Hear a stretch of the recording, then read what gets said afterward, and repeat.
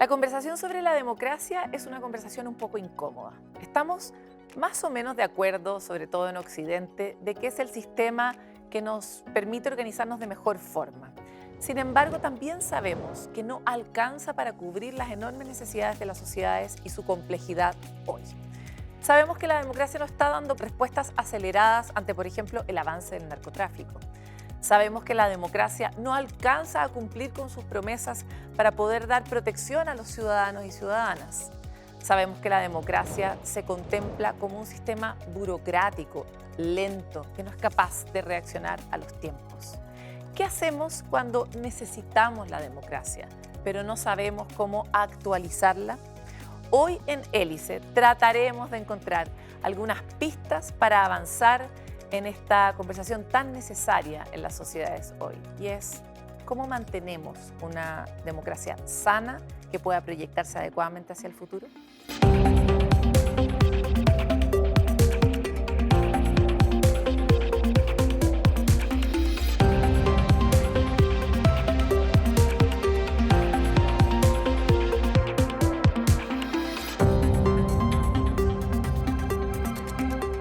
¿Habrá un problema, un asunto, un tema más relevante que la democracia hoy? Es un poco abstracto y cuando hablamos con las personas, no todos saben de qué hablan cuando hablan de democracia. Sin embargo, cuando la democracia no está, los efectos son muy materiales en la vida de las personas, en la vida común y en el desarrollo del país. Y es por eso que hoy queremos hablar de este tema de manera profunda, ágil y dinámica con tres grandes invitados. Y le damos la bienvenida a María Luisa Méndez, directora del Centro de Estudios de Conflicto y Cohesión Social, COES. Bienvenida. Muchas gracias, Paloma. También a José Antonio Valenzuela, director de Incidencia de Pivotes. Bienvenido. Muchas gracias. Y también a Valentina Salas, coordinadora de Gobernanza y Territorio en el Programa de Naciones Unidas para el Desarrollo. Bienvenida. Muchas gracias Era por la largo el título, invitación. entonces había que reforzar la memoria. Oye, muchas gracias a todos ustedes. Les quiero contar que Hélice tiene siempre una dinámica lúdico-afectiva al inicio para entender desde dónde miran el mundo ustedes. Y por eso les vamos a mostrar una serie de conceptos y nos encantaría saber cuál eligen ustedes para partir hablando de democracia y por qué. Entonces voy a empezar contigo, María Luisa. Bueno, son conceptos muy interesantes, muchos de ellos bastante desafiantes en estos momentos, pero yo me quedaría con el concepto de participación como un elemento clave de la democracia, como la entendemos, ¿verdad? ¿Por qué? Porque la democracia justamente tiene en su ADN incorporar a todos y a todas, ¿verdad?, en sus distintas condiciones, en condiciones de igualdad, y llamarnos a ser parte de definir un rumbo común. Y para ello es fundamental crear condiciones para la participación y tener también ganas de participar. José Antonio. Yo voy a elegir la institucionalidad, porque me parece muy relevante ver cómo está desafiada la institucionalidad, está profundamente tensionada y al mismo tiempo qué ajuste tenemos a mano para que funcione mejor, para mejorar la confianza que tienen las personas en sus instituciones. ¿Tú? Muy interesantes los conceptos que han elegido quienes me precedieron, pero creo que un concepto fundamental a la hora de hablar de democracia también es la gobernanza, y con eso me quisiera quedar. Porque la democracia también tiene que ver con la capacidad, la interacción y la coordinación de los actores de poder responder de manera efectiva a las demandas de las personas. ¿Qué es gobernanza? Es primero la interacción, la coordinación y la cooperación tanto entre actores estatales y no estatales, de forma que podamos diseñar e implementar políticas, reformas que den mayores oportunidades hacia el desarrollo de las personas, pero que también respondan de manera efectiva a sus necesidades y a sus demandas. Ya, son tres conceptos, como ustedes, o sea, todos los conceptos que ustedes eligieron son de alguna forma eso, como conceptos. Y a las personas nos cuesta comprenderlos en materia más concreta. Tal vez el voto nos ayuda a entender bien lo de la participación y sin embargo no es solo eso. ¿Qué más es participación y cuál es el rol de estar interesado? Bueno, yo creo que lo importante de entender la democracia en el sentido que tú lo planteas, Paloma, es que más allá, por supuesto, de acuerdo con la administración del poder, ¿verdad?, la institucionalidad, la resolución de problemas, ¿verdad?, porque de alguna manera la democracia a eso nos ha invitado, tiene que ver con instalar unas formas de pertenencia a un entorno que nos parece común y también unas formas de entender nuestras relaciones sociales más allá de, por supuesto, cada tantos años, ¿verdad?, votar, elegir autoridades, sino la forma en que nosotros nos relacionamos unos y otros en términos de considerarnos iguales, ¿verdad? Y claro, lo más básico es la igualdad frente a la noción de ciudadanía, ¿no?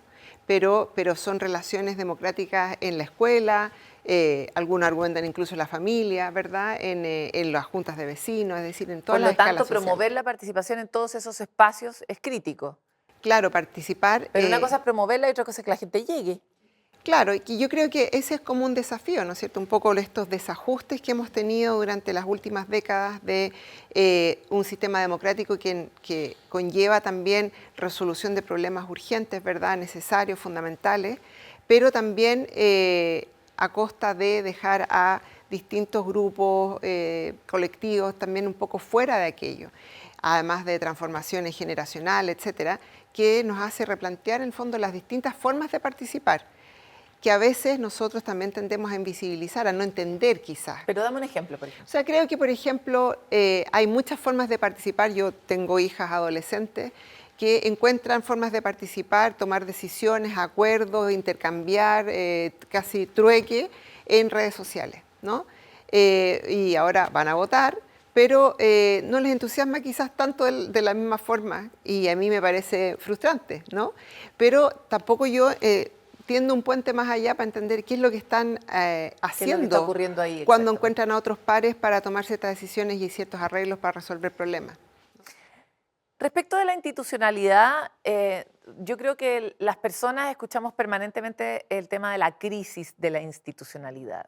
Y la crisis de la institucionalidad tiene unos efectos muy materiales, pero no se comprende tal vez con claridad qué es lo que está en crisis. Es como nuestro respeto por la autoridad, es como que ya, no sé, decir, por ejemplo, carabineros no significa lo mismo. Ayúdanos a entrar en esa... Sí, yo creo que básicamente cuando nosotros nos estructuramos como sociedades modernas, lo que buscamos son mecanismos e instituciones que nos permitan gestionar la vida en público y en base a eso, que las decisiones que se tomen, nosotros como ciudadanos podemos quedarnos tranquilos de que son decisiones legítimas.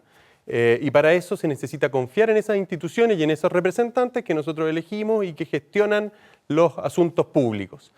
Cuando lo que vivimos es una crisis de la institucionalidad es básicamente que decae la confianza de las personas en sus instituciones, y cuando no hay confianza de las personas en sus instituciones, no hay respeto por nada. Las reglas se empiezan a poner en cuestión, nuevos impulsos surgen, personas que tratan de salirse de la institucionalidad o de moldearla a su beneficio y no un beneficio social. Entonces, la crisis de confianza en las instituciones tiene efectos muy, muy relevantes, pero que generalmente se ven mucho después del deterioro en la confianza. Y yo creo que eso es lo que estamos viendo no solo en Chile, en Occidente en general. Claro, y es una crisis que no sabemos si es el último llamado como antes de la muerte, ¿no? No quiero ser catastrofista, pero me imagino que aquí coincidimos en que todavía el mejor sistema es la democracia, pero me imagino que ustedes tendrán grandes ideas para salvarla. Tremenda pregunta que me toca.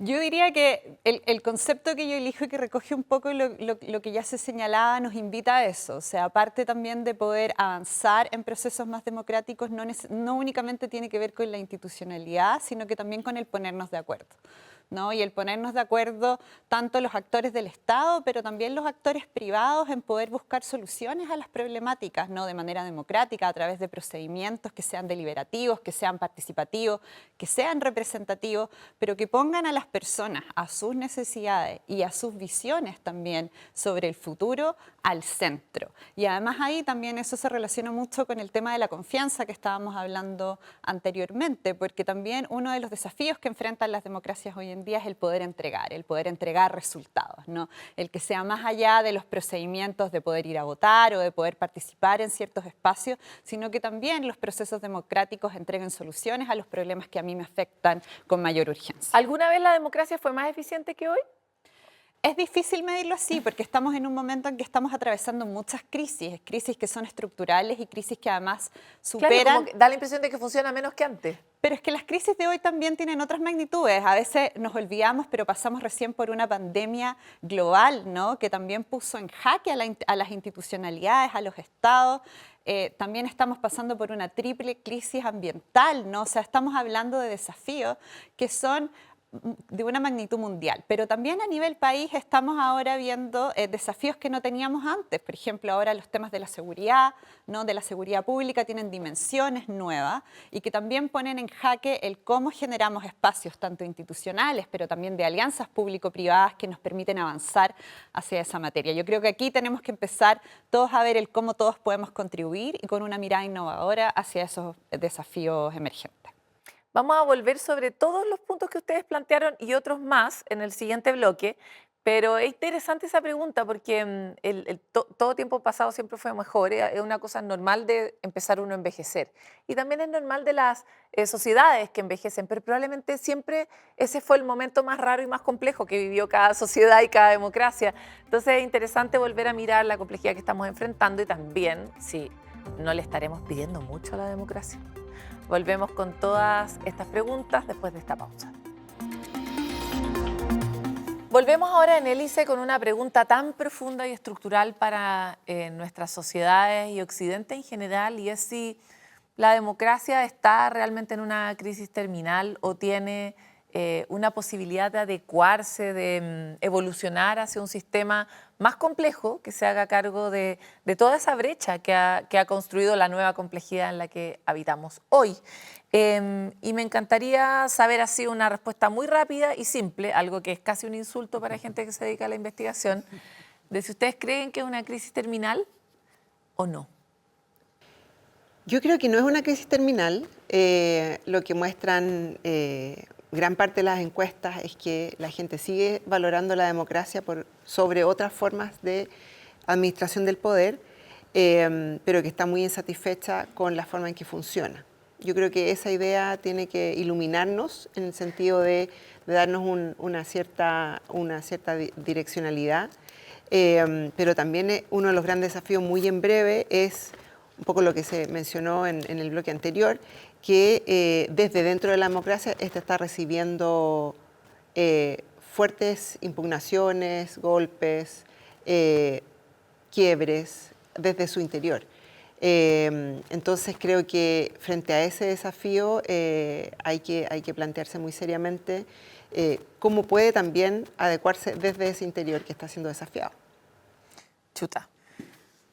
¿Ustedes qué opinan sobre esto mismo? ¿Estamos en una crisis terminal, sí o no? Yo no creo que estemos en una crisis terminal y tampoco creo que tengamos la peor democracia que hayamos tenido o las peores instituciones que hayamos tenido. Yo sí creo que nunca el desajuste entre las herramientas que tenemos, nuestra caja de herramientas, y la sociedad actual en la que vivimos y la cultura cómo ha cambiado ha sido mayor que ahora. Y yo creo que si ha habido un problema es la falta de capacidad que han tenido las democracias occidentales para adaptarse a los cambios culturales y temporales que vimos. Probablemente es el área donde menos cambios hayamos vivido. La democracia sigue siendo prácticamente la misma que hace 200 años. Y eso es un desafío y es un desafío que hay que tomarse en serio, pero no estamos, creo yo, ante una crisis terminal. ¿Coincide, Valentín?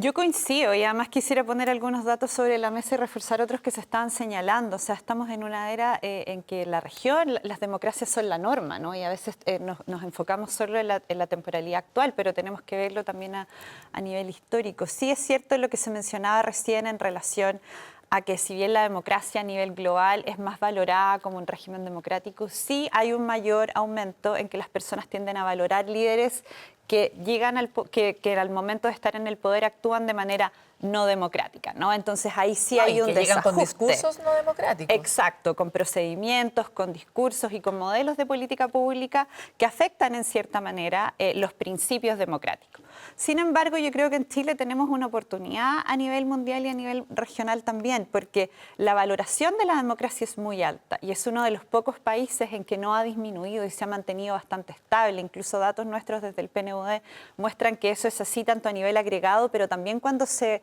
mide a nivel individual. Lo que sí está en juego, muy bien como se mencionaba, es el nivel de la satisfacción, ¿no? O sea, ¿qué me entrega la democracia más allá de valorarla como un abstracto, como una forma de vivir y como principio? ¿Qué es lo que me entrega y cómo soluciona mis problemas cotidianos y mis problemas del día a día? Quisiera volver contigo, María Luisa, respecto de esto que tú decías que por dentro estaba recibiendo muchos golpes y fracturas. ¿A qué te refieres con eso? Bueno, un poco en la misma lógica lo que se estaba comentando recién, también lo que decías tú, ¿no? Que incluso tomando como una plataforma el sistema democrático para, digamos, estar en condiciones de administrar el poder, se llega a esto a través de construir discursos que construyen a un otro como una amenaza, rejerarquizan a la población en términos de ciudadanos válidos o no válidos, es decir, un montón de formas que constituyen el contrario de la democracia, un poco lo que hablábamos en el primer bloque, o sea, si la democracia es generar condiciones de mayor igualdad económica, política, ¿verdad?, de género, territorial, etcétera, se llega a la democracia acentuando justamente lo otro. Entonces, a mí me preocupa sobre todo también cómo estamos incorporando en el repertorio de las generaciones futuras también esas formas de entender la participación y la democracia, ¿sí? Como si esto fuese la arena política, la esfera pública también fuera parte de ir generando estas antinomias, estas diferencias, estas otredades, estas jerarquías nuevas. Se ve también, nosotros lo hemos visto en el COES, que hay ciertas características más autoritarias en las generaciones más jóvenes. Está apareciendo también cuestiones que son diferentes. Entonces, eso creo que es muy preocupante. Creo que es algo que ponerle mucho ojo. Claro, y hay hartas condiciones de entorno que, o sea, es muy raro que un sistema que promueve unos valores pueda ser hackeado desde adentro, en el fondo, en la lógica que tú estás planteando. Con las reglas de la democracia, estas personas, estos discursos y estas formas antidemocráticas llegan democráticamente al poder. Es como el peor chiste del mundo, ¿no? Ese es un punto. El segundo punto que también me parece interesante atender a propósito de tu comentario en el primer bloque, María Luisa, es cuánto la democracia sabe de cómo funciona el mundo hoy día. Y, por ejemplo, ya sabemos el impacto que han tenido los algoritmos en la democracia y, sin embargo, todavía no hemos desarrollado el antídoto, digamos, para poder zafar de la posibilidad que tiene los algoritmos en general de exacerbar nuestros puntos menos tendientes a los acuerdos, ¿no? Ya sabemos que así es como funcionan los algoritmos. Entonces, me encantaría avanzar un poco con ustedes hacia la conversación sobre, ok, ¿cómo modernizamos la democracia? Difícil pregunta, pero yo creo que la respuesta pasa también primero por un poco entender qué es lo que la está afectando, y yo creo que hay dos dimensiones donde tenemos que poner ojo. Yo creo que una primera es eficacia, y es verdad que la democracia está enfrentando problemáticas a nivel global. Muchas de las dinámicas no son chilenas, sino que uno las puede ver en buena parte del mundo, pero también hay muchos aspectos que le han quitado eficacia a nuestra democracia y ha reducido su capacidad para dar respuesta. Y eso genera una ciudadanía más desafectada, más desconfiada. Yo creo, por ejemplo, en un contexto de debilitamiento de los partidos políticos, nosotros aceleramos ese proceso con una reforma electoral reciente. Que es la que todo el mundo quiere echar atrás ahora. Yo creo que sí, a mí me parece que generamos mayor facilidad para crear nuevos partidos, lo que ha generado un Congreso fragmentado, dificultad de diálogo, mucha performatividad en la política, y eso se traduce en acelerar un proceso que podría haber empezado globalmente, pero que en Chile yo creo que se ha vivido de forma diferente. Al mismo tiempo nos ha costado mucho a ponerle atajo a problemas identificados hace mucho tiempo. Por nombrar dos, el sistema de empleo público chileno tiene problemas identificados transversalmente de hace décadas, pero somos incapaces de ponerle atajo. La evaluación de las calidades de las políticas públicas en Chile también, y al mismo tiempo seguimos sin una institucionalidad a cargo que haga análisis, que impacte y que permita que las buenas políticas públicas escalen y las malas se les ponga límite. Entonces, yo creo que a este fenómeno global nosotros hemos ayudado y todavía hay mucho por hacer. Y además hay un segundo factor, porque no todo es la eficacia, ¿cierto? Porque a veces, ¿qué más eficaz que una autocracia? Pero es incluir mejor a las personas. Y yo creo que ahí es donde ha faltado mucha innovación. Y en general en Chile hay un pánico a tomar riesgos, y un pánico a innovar, y un pánico a explorar soluciones creativas, probarlas, si no funcionan, ir con la siguiente. Y tenemos un Estado que funciona de forma, cumpliendo al pie de la letra todo, pero no innovando. Cuando tú hablas de incluir más a las personas, ¿te refieres a la participación Y si te refieres a la participación, ¿cómo hacemos que la participación sirva? Porque la sensación que tiene la gente es que me llaman, yo voy, y lo que pasa al final es cualquier cosa. Exactamente, y cuando hablamos de participación, incorporamos el concepto, pero también nos negamos a innovar. Y la participación se termina traduciendo en los mismos sistemas y dispositivos de siempre. Sentar a las personas a conversar con una lógica y con un sesgo de autoselección. En el fondo, quienes van son los que les interesa, el resto se quedó en su casa. Y sin tomar experiencias que existen, ¿cierto? No hay, ni siquiera Chile tiene que inventar la rueda acá. Yo ahí diría que tenemos que mirarlo desde 3 perspectivas. Una, la que es la institucional, y ahí podemos irnos tanto a la dimensión representativa y participativa de la democracia. Si uno se pone en el caso de Chile en particular, Chile tiene desafíos en esas 2 dimensiones.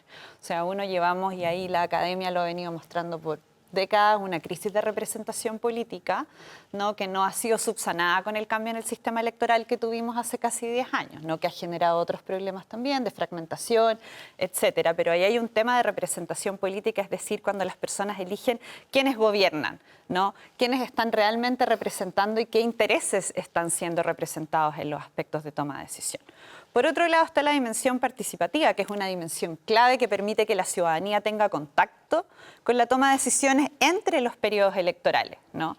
Que ahí hay una brecha temporal en general grande. En los últimos años en Chile hemos tenido elecciones todos los años, pero esa no es la norma, ¿no? Entonces ahí también hay desafíos importantes, porque como tú muy bien decías, tenemos que ver mecanismos de participación que sean incidentes y que al final no generen más desafección en las personas, en ver que esos mecanismos no están siendo realmente utilizados para una opinión que impacte en las políticas públicas. Pero además tenemos que reentender los procesos de intermediación y de representación y participación en un contexto en que la esfera digital también está tomando una relevancia muy grande en el debate público. Es decir, los partidos políticos son fundamentales en una democracia, ¿no? Son los actores que vienen a articular los intereses de las personas. Pero en la era digital, las personas tienen un contacto directo con los líderes políticos. O sea, vemos líderes mundiales, ¿no?, que se conectan en plataformas, en X, qué sé yo, ¿no?, y generan mensajes que no necesitan una intermediación. Entonces, ¿quiénes están haciendo esos procesos de intermediación política? Pero además, en un contexto en que los niveles de asociatividad, es decir, de las personas que participan en organizaciones sociales, en otro tipo de articulaciones de intereses que no son los partidos políticos, son muy bajos. Entonces, también en ese contexto de individualismo, también la democracia institucional tiene ciertos límites y se tensiona desde otras formas. Mira, hasta aquí todo se ve fatal. Por favor, díganme de qué manera ustedes ven que hay eventualmente una ruta, un hackeo, porque el nivel de problemas, o sea, el ejemplo más espantoso, diría, que hemos visto en el último tiempo es la posibilidad, por ejemplo, que ha tenido el mismo Elon Musk, dueño de una plataforma, hoy metido en la política, de hablarle directamente a demasiada gente, a la que conoce mucho mejor que los políticos, que el mismo Estado, porque los tiene perfilados, sabe perfectamente cuáles son sus conductas, cuáles son sus impulsos, y les puede apretar los botones desde su escritorio. O sea, y ahí ya no hay nada, o sea, porque eso no es una salida de la democracia, no tenemos ninguna posibilidad de, a menos que tengamos también otra plataforma, no sé, se ve todo bien truculento, ¿no? O sea, de qué manera uno recupera eficiencia en el Estado cuando el Estado de verdad tiene mucha menos información que todas las grandes tecnológicas, de qué manera uno logra que la percepción ciudadana sea más satisfactoria si también las personas están mucho más inmediatistas, egoístas y con mucha menos como paciencia para esperar que funcione el proyecto colectivo, etcétera, ¿no? Enumeré 2 nomás. Bueno, vamos a terminar en terapia después de esto. Más bien ustedes son los expertos, por favor cuéntenme las cosas que creen que funcionan.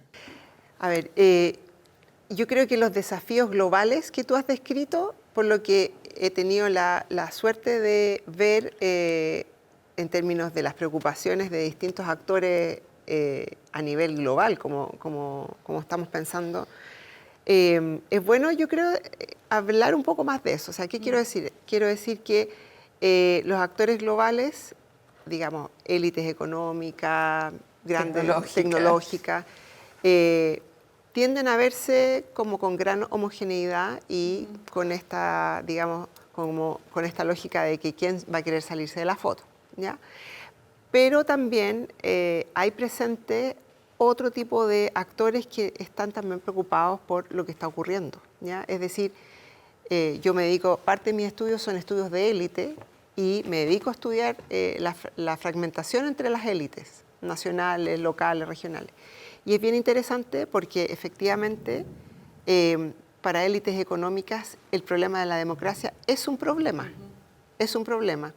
¿Y ellos se han dado cuenta siempre o es una este sensación problema actual? actual yo creo que ha devenido en algo mucho más problemático. O sea, hace unos años atrás fue el tema de la desigualdad, que élites económicas globales de cierta, digamos, tradición quizás más liberal, progresista, se preocuparon de esos temas y ahora con lo que tú estás describiendo, digamos, sobre todo el fenómeno Trump, etcétera, y Elon Musk, están también preocupados sobre cómo eso va a afectar el contexto político, la democracia y eso evidentemente también cómo va a afectar la economía.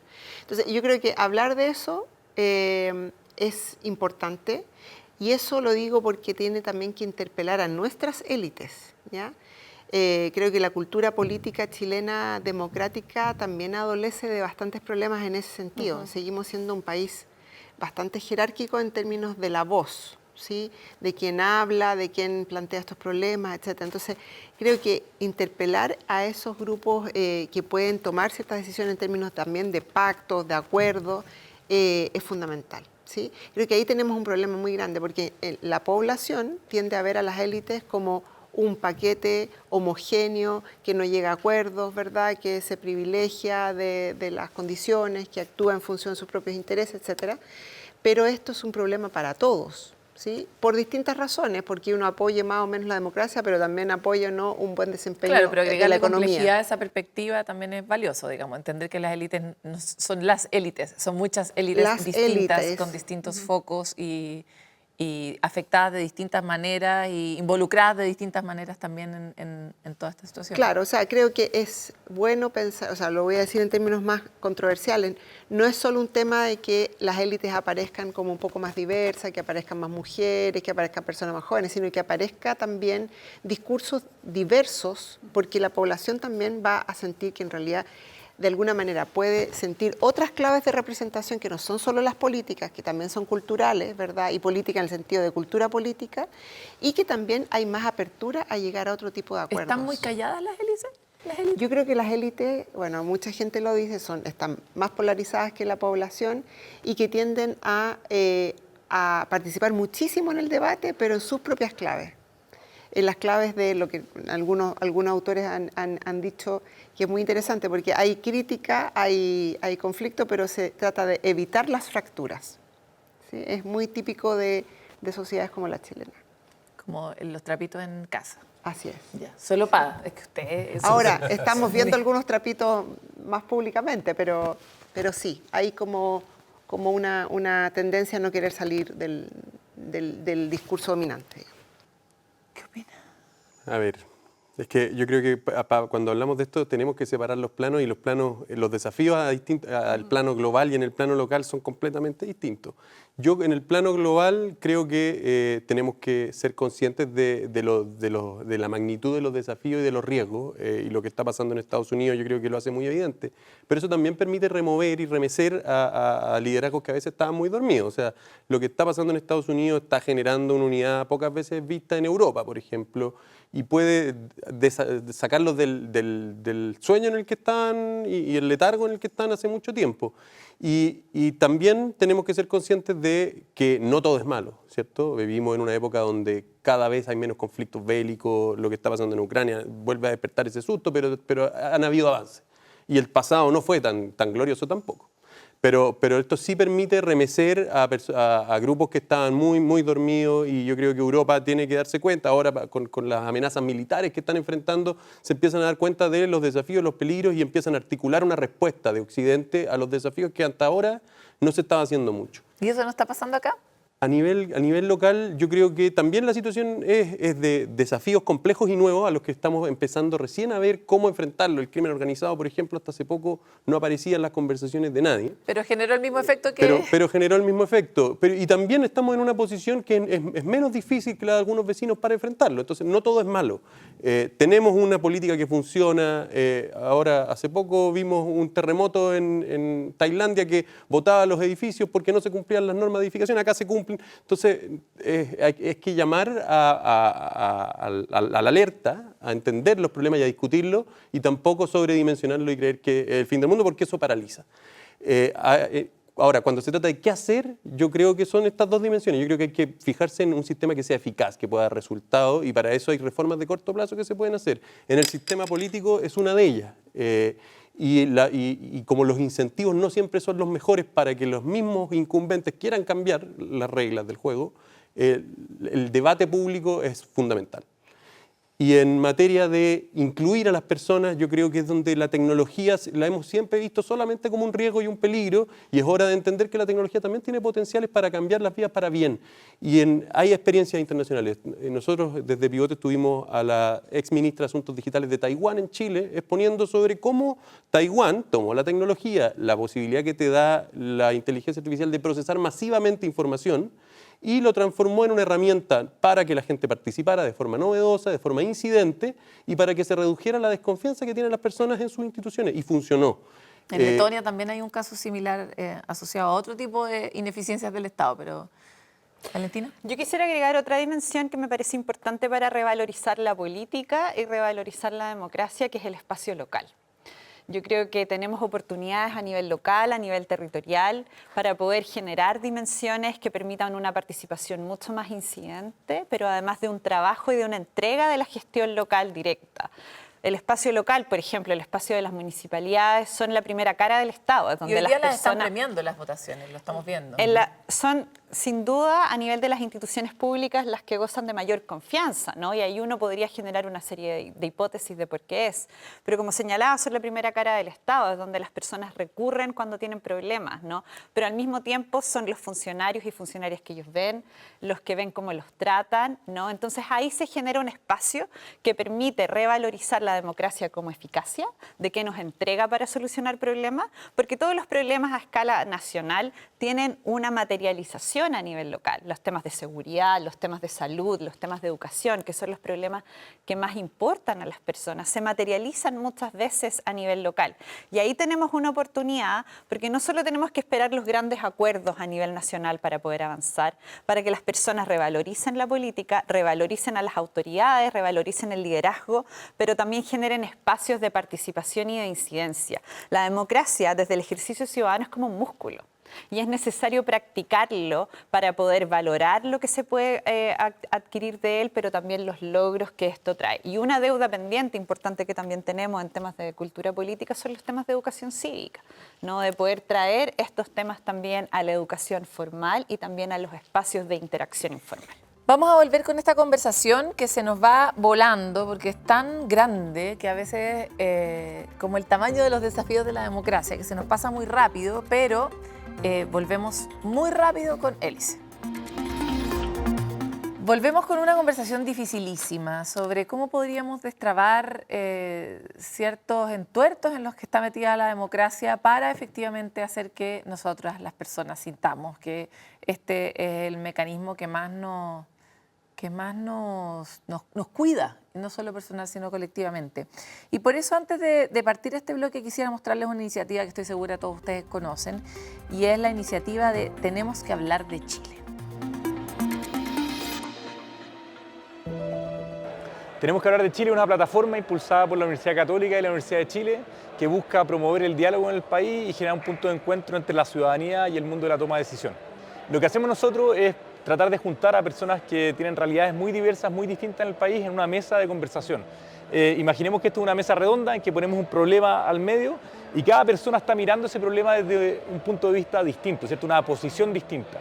Tenemos que hablar de Chile, nace en parte, ¿cierto?, por esa tradición que tenemos en el país de conversar cuando están ocurriendo los problemas, ocurre en los WhatsApp de las personas, pero ocurre también la tradición pasada en los cabildos, ¿cierto?, cuando la gente se reúne, cuando busca en las plazas generar conversaciones. Y esto nace en parte también por lo que ocurre en el 2019, por estallido social, había mucha gente tratando de entender lo que estaba ocurriendo en el país, pero no había nadie dándole una forma o estructurando o sistematizando aquella conversación.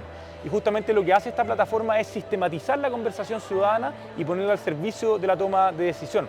Lo hacemos además con tecnología. Hoy día la inteligencia artificial nos permite analizar grandes cantidades de material cualitativo, discursos, conversaciones, ¿cierto? Por ejemplo, para el 2020 sacamos el informe, ¿cierto? Y hablábamos de la fragilidad de los proyectos de vida.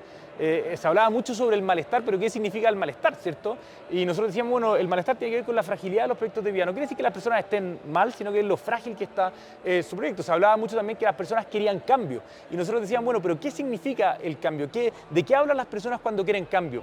Y lo que entregamos en ese informe es que las personas querían cambios estabilizadores de la vida, no cambios que produjeran cierta inestabilidad. Ahora mismo estamos sacando un nuevo informe de un proceso que hicimos el año pasado, en que participaron casi 10.000 personas entre una consulta y un encuentro masivo, y ahí van a salir una serie de hallazgos que tienen que ver justamente con el cambio en la emocionalidad del país. Vemos un cambio que pasa más, ¿cierto?, de este malestar que ha tenido que ver con sensaciones más de rabia muchas veces que están presentes, o frustración, a un ánimo que tiene que ver más con el desánimo.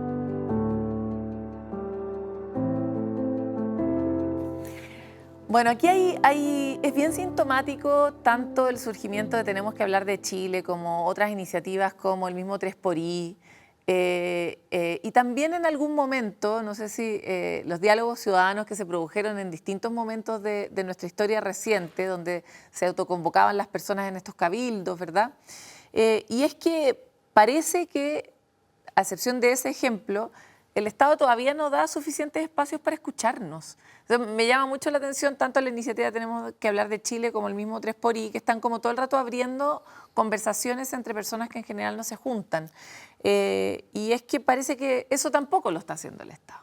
Entonces, me encantaría profundizar un poco sobre cómo podríamos realmente utilizar la tecnología o bien los espacios más pequeñitos, esta idea como de atomizar el problema y de esa manera poder resolverlo descentralizadamente a través, por ejemplo, de las municipalidades que sí tienen mecanismos de participación que son bastante efectivos y que la gente valora mucho. Entonces, ¿cómo ven ustedes que uno puede primero acercar el Estado y sentir que el sistema público nos está atendiendo y nos está incluyendo? Ideas, lo más rápido que puedan porque tenemos poco tiempo. Sí, yo voy a volver con el caso taiwanés, pero es interesante. Ya, pero ¿cómo los escuchaban? Porque una cosa es poner like, pero ¿cómo te escuchan de manera profunda a través de la tecnología? En primer lugar, una institucionalidad a cargo de que el espacio digital sea un espacio de encuentro, de escucha y de que eso se traduzca en cosas concretas que podamos pasarle a las distintas agendas. ¿Institucionalidad un ministerio? En este caso era una subsecretaría de Asuntos Digitales y esta persona que estaba a cargo tenía un rol activo en empujar esto, sobre todo a nivel local, como estaban hablando, a nivel de municipio, de diálogos atomizados, pero donde el efecto del diálogo era generar más confianza. No era solo el insumo que estoy sacando de la persona, sino que esa persona tenía otra visión de las instituciones después de participar de esto. ¿Cómo cuidas el odio en esos contextos? Es que aparentemente con esquemas bien hechos de conversación, de entrega de información, porque esto no es simplemente sentar a personas en una sala y decir conversen. Esto hay mucha inteligencia acumulada de experiencias pasadas. Está el caso de la Universidad de Stanford, está el mismo caso taiwanés. Hay toneladas de información. Basta ser sistemático. Stanford te refiere a America in a Room, esta idea de juntar a representantes del mundo en un lugar para poder hablar de manera informada. Pero también mecanismos de deliberación ciudadana y de conversación ciudadana. La información está, los mecanismos están, es esencial que esto tenga reglas, que esto tenga entrega de información, moderación, esto no es improvisar. Y lo importante es hacerlo, sistematizarlo y ser metódico y sobre todo no dejar de hacerlo. Porque yo creo que quizás uno de los principales problemas que tenemos cuando tratamos de innovar es que se queda en un ejercicio de una administración, de una vez o de un periodo de tiempo y no somos sistemáticos en seguir. Los resultados demoran muchas veces, pero se dan. Hay experiencias comparadas, hay experiencias locales también que han funcionado, pero lo que nos falta es el impulso de hacerlo y mantenerlo.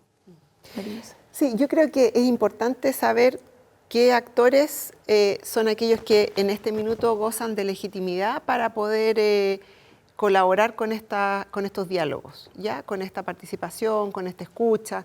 Y creo que efectivamente municipalidades, universidades, ¿verdad?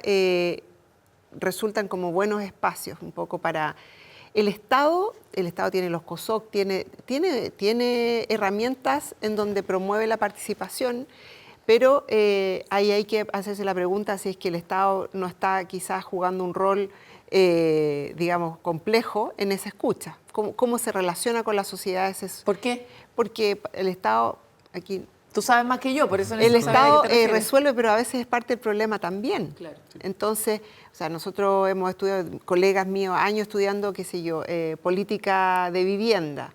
Resuelve, pero genera otros problemas. Entonces, también genera, qué sé yo, resistencia, desconfianza, etc. Entonces, yo diría, no digo que sea como la solución, pero creo que tenemos que reconocer cuáles son esos actores sociales que en este minuto gozan de legitimidad, de credibilidad, de confianza. Para usarlos como una plataforma. Como plataforma. Otra cosa que creo que es muy importante, también me comparto que tiene que ser sistemático, transversal, que tiene que ser a largo plazo. Instancias como esta, o sea, hay iniciativas muy lindas, hay una en Estados Unidos que se llama también Voices, que la gente se juntaba a contar historias de vida. ¿Ya?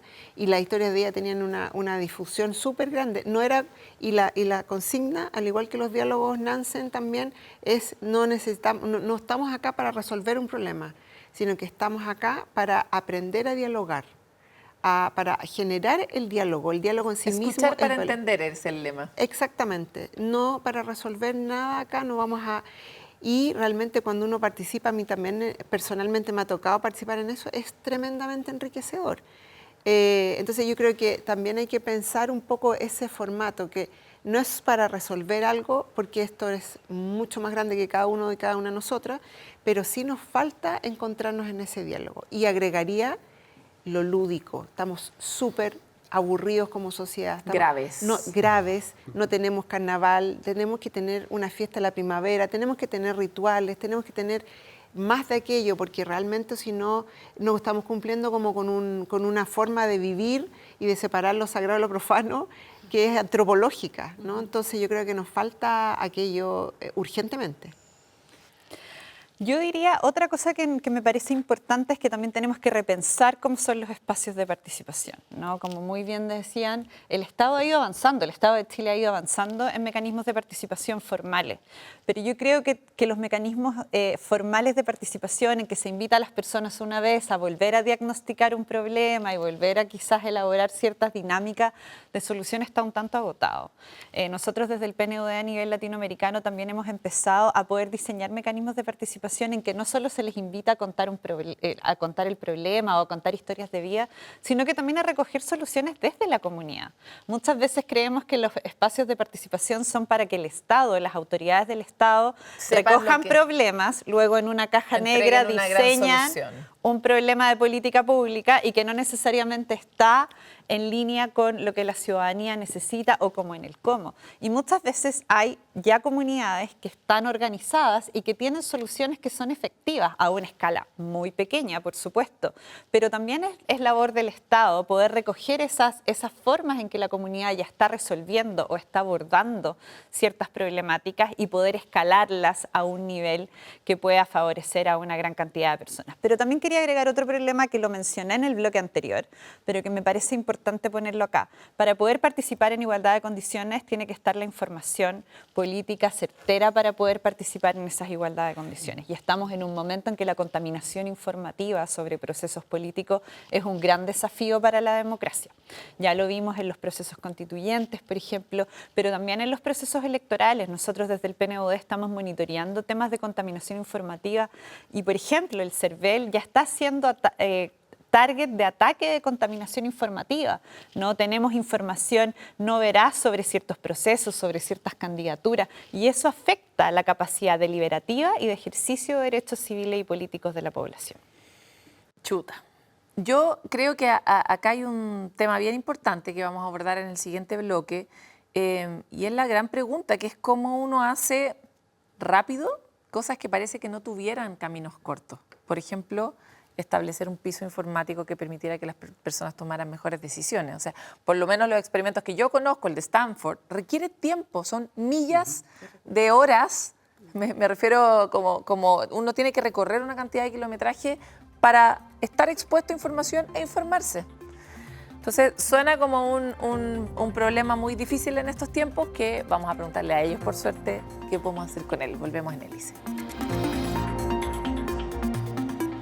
Tal vez necesitaríamos como 512 capítulos para poder hablar de democracia, dado el alcance de todo lo que estamos hablando. Y sin embargo, vamos a invitarlos a una patudez, que es que ustedes, luego de este diálogo entre ustedes tres, que son en el fondo bien parecidos, pero también hablan desde lugares distintos, puedan observar el problema y ver qué tipo de conversación, de colaboración, de link debería ocurrir entre el sector público, entre el sector privado y entre la academia, que pueda eventualmente resolver algunos de todos los problemas que planteamos en nuestros bloques anteriores.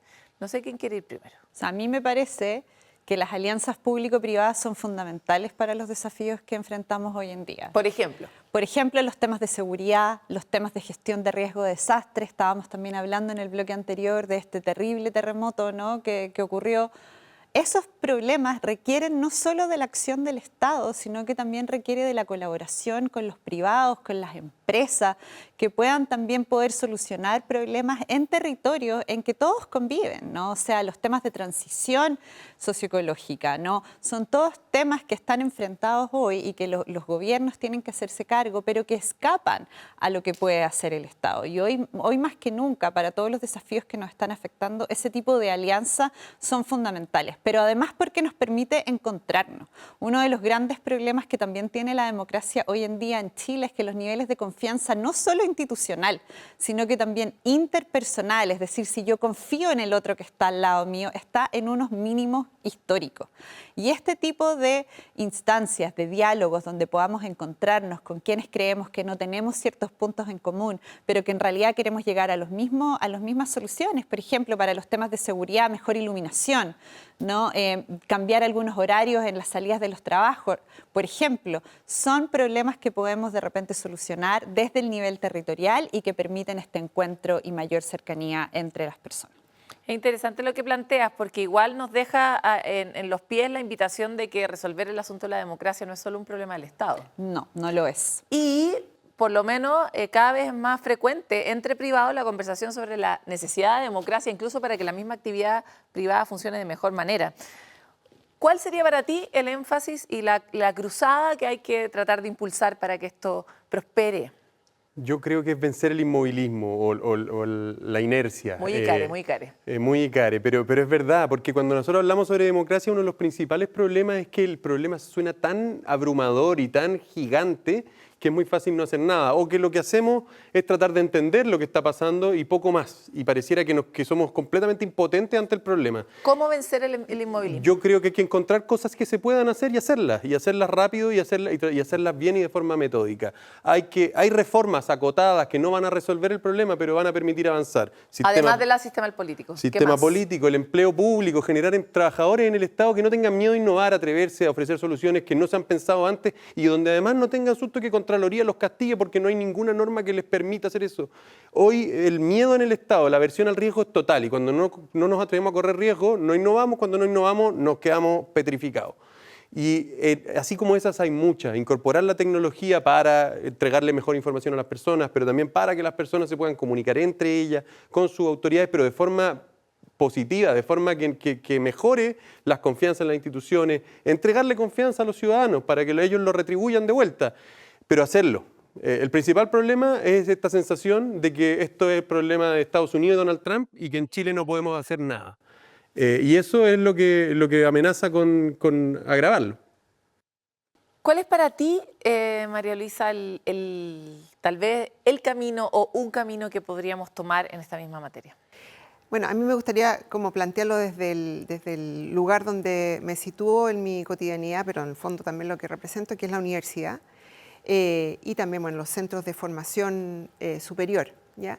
Creo que urgente como sociedad nos corresponde pensar en cómo estamos formando nuestras próximas élites profesionales, personas que se van a desenvolver en el mundo privado, público, etcétera, con el contenido en torno a la democracia. ¿Sí? Y cómo esto lo que decíamos previamente, se ejerce desde el hogar hasta las votaciones presidenciales. Pero es como casi que uno tuviera unos ramos adicionales de cultura cívica, cuestión que en el pasado quisimos sacar Absolutamente, absolutamente. Eso creo que, pero tiene que ver con el ejercicio profesional que yo voy a estar haciendo. Tiene que ver con cómo yo mejoro, obviamente, la calidad de la democracia, pero también el desempeño económico del Estado, etcétera. O sea, plantearlo como un desafío que nos beneficia en un amplio sentido.